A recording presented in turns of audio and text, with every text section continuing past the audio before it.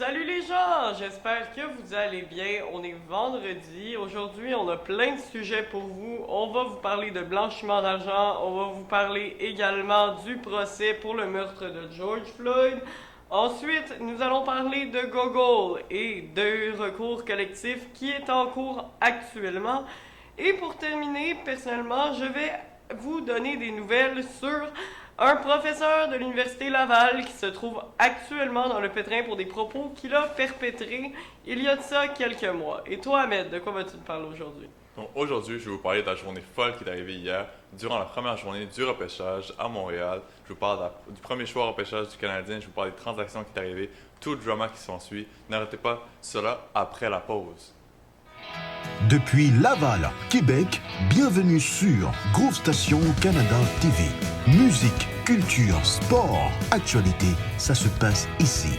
Groove Station Canada TV, c'est votre TV.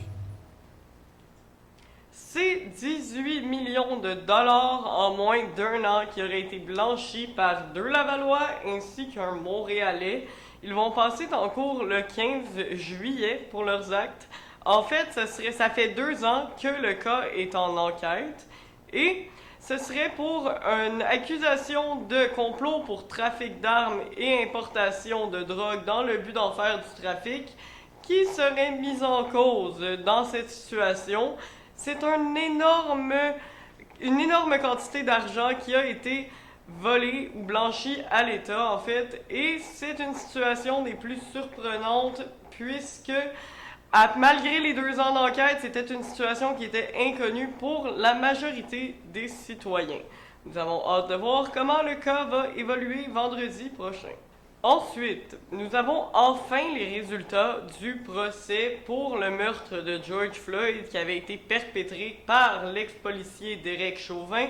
C'est 20 ans de prison qu'il va devoir faire pour devoir purger sa peine. En fait, la décision qui a été remise par la Cour du Minnesota, qui est de 22 ans, va être amenée en appel par l'accusé, mais nous avons enfin un approximatif de ce qu'il devra purger comme peine, et c'est enfin peut-être la clôture du cas George Floyd qui a fait s'agiter les masses durant les 2 dernières années. Google, la grande entreprise qui s'occupe de la recherche des images, des vidéos, nous connaissons tous Google, ils sont également propriétaires de YouTube, est amené en recours collectif par option consommateur. En fait, c'est parce qu'ils ne donneraient pas vraiment une bonne idée de ce que nous acceptons dans les conditions d'utilisation, en fait, de leurs produits. Nous ne serions pas assez au courant du nombre de données qu'ils collectent et revendent à notre sujet. C'est pourquoi ils ont été amenés en recours collectif et que les Québécois pourraient être éventuellement payés pour les données qu'ils ont données gratuitement et sans réelle information sur le fait qu'ils allaient être récoltés à Google. C'est donc peut-être une bonne nouvelle pour les Québécois qui se sont fait voler des données ou pas, c'est ce que nous allons savoir à la fin du recours collectif. Maintenant, pour terminer, un professeur de l'Université Laval, en fait, Patrick Provost, avait fait des commentaires sur la vaccination à grande échelle et sur les ARM messagers. Et en fait, c'est à cause de ses propos que le 14 juin, il avait été suspendu pour 8 semaines sans solde de son emploi. Et cela amène beaucoup de questionnements au niveau de la liberté d'expression dans un milieu académique, qui devrait au Canada être quelque chose de fondamental, en fait, et ça remet beaucoup de questionnements après l'adoption de la loi 32 par le gouvernement la CAQ qui voudrait réglementer ce qui est de la liberté d'expression dans un milieu scolaire, en fait.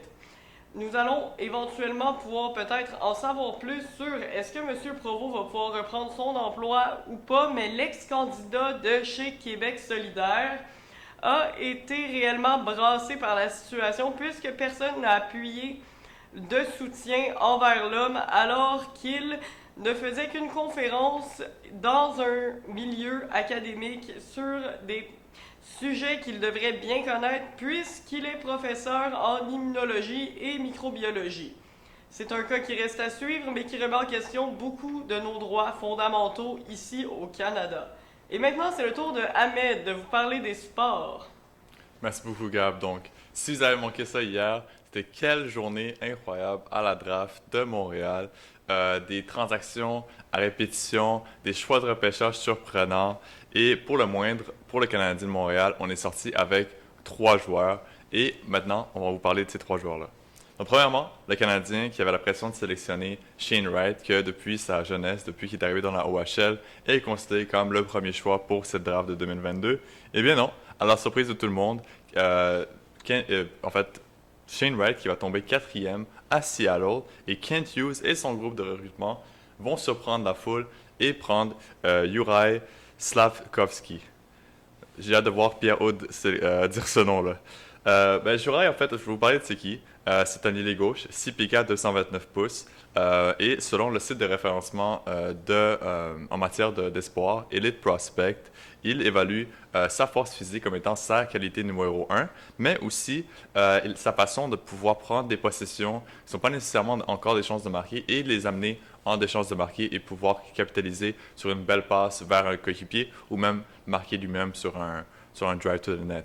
Donc, c'est un peu ça, c'est ses qualités. Et si ça vous fait penser un peu à Kirill Kaprizov, c'est que moi aussi, j'en ai pensé. Kirill Kaprizov, que c'est vraiment sa qualité numéro 1, c'est que chaque possession peut être une possession dangereuse quand il a la rondelle sur son palais. Et c'est un peu ça que Elite Prospect essaie de vous expliquer. Donc, en fait, Shane Wright était vraiment l'espoir numéro 1 pour le Canadien de Montréal. Et ce qui s'est arrivé par la suite, on l'a pas pris, on est allé chercher Slafkovský, mais c'est pas la dernière chose qui a vraiment surpris les amateurs. Un petit peu par la suite, le Canadien qui a fait une transaction pour aller chercher Kirby Dach. Donc Kirby Dach, c'est un jeune centre de 21 ans, 6 pieds 4 pouces lui aussi, et la transaction est un peu complexe. Donc voici, je vous explique la transaction. Le Canadien qui va commencer par échanger son jeune joueur Alexander Romanov et le choix de 98 aux Islanders contre le choix numéro 13 de cette draft. Et ensuite, le Canadien qui va transiger ce numéro 13 aux Blackhawks de Chicago, ainsi que le choix numéro 66 pour obtenir Kirby Dach. Donc, en gros, c'est ça la transaction. En fait, maintenant, on est rendu à que le Canadien a obtenu 2 nouveaux joueurs, 2 gros joueurs. Donc, vraiment, là, l'identité du Canadien vient de changer en un éclat. Slafkovský, qui est un ailier gauche power forward, 6 pieds 4, et maintenant on a Kirby Dach, qui est aussi considéré comme un power forward, mais c'est un gros bet. C'est un gros bet pourquoi? Parce que pour Kent Hughes, maintenant, on remarque qu'il aime prendre des risques, et il a commencé dès le début. Slafkovský, c'est pas nécessairement un super gros risque, parce qu'il était considéré comme étant le meilleur joueur de la draft. Shane Wright était considéré comme le numéro 1 parce que c'est un centre, et les centres sont toujours évalués beaucoup plus haut que les ailiers. Mais Slafkovský était considéré comme le meilleur joueur. Comme je l'ai dit tout à l'heure, il a été MVP des Olympiques à 17 ans. Lui qui a marqué 7 buts durant le tournoi, a été évalué comme étant le meilleur joueur de l'Olympique pour l'équipe slovaque qui a gagné la médaille de bronze.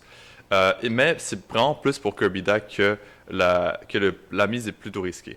Je vous explique pourquoi. Voici ses statistiques depuis ses 3 dernières saisons, depuis qu'il s'est fait repêcher 3e au total en 2019. En 3 saisons, 152 matchs, 59 points seulement. Et son plus haut taux de match, le plus haut nombre de matchs qu'il a joué dans une saison, c'est 70, la saison dernière, où il n'en a obtenu que 26 points.